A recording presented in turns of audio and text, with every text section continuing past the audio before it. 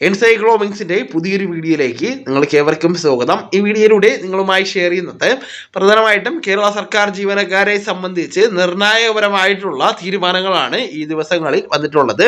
അപ്പോൾ ഇതുമായി ബന്ധപ്പെടുത്തിയുള്ള വിശദമായിട്ടുള്ള വിവരങ്ങളാണ് ഈ വീഡിയോയിലൂടെ ഷെയർ ചെയ്യുന്നത്. നമ്മുടെ വീഡിയോ ആദ്യമായി കാണുന്ന സുഹൃത്തുക്കളാണെങ്കിൽ ആദ്യമേ തന്നെ ചാനൽ ഒന്ന് സബ്സ്ക്രൈബ് ചെയ്യുക. അപ്പോൾ നമുക്ക് വിശദാംശങ്ങളിലേക്ക് കടക്കാം.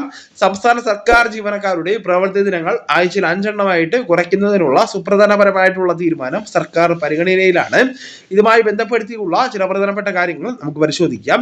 ഏറ്റവും പുതിയ മാറ്റങ്ങൾ പരിശോധിക്കുമ്പോൾ നിലവിലുള്ള 2ാം ശനിയാഴ്ചയ്ക്കും ഞായറാഴ്ചയ്ക്കും പുറമെ എല്ലാ ശനിയാഴ്ചകളും അവധി ദിനമായിട്ട് പ്രഖ്യാപിക്കുവാനാണ് സർക്കാർ ഒരുങ്ങുന്നത്.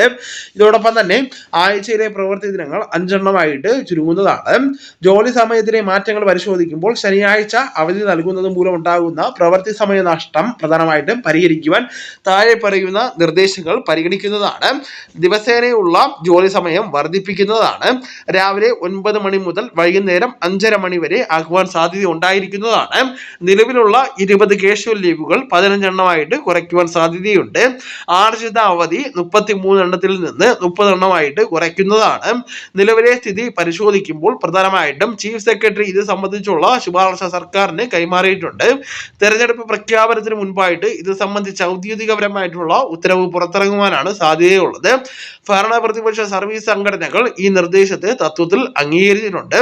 അതോടൊപ്പം തന്നെ മറ്റ് വിശദാംശങ്ങൾ പരിശോധിക്കുമ്പോൾ എല്ലാ ശനിയാഴ്ചകളും അവധിയാകുന്നത് സംബന്ധിച്ച് ശുപാർശ ഇന്നത്തെ മന്ത്രിസഭാ യോഗത്തിന്റെ അജണ്ടയിൽ ഔദ്യോഗികപരമായിട്ട് ഉൾപ്പെടുത്തിയിട്ടുണ്ട്.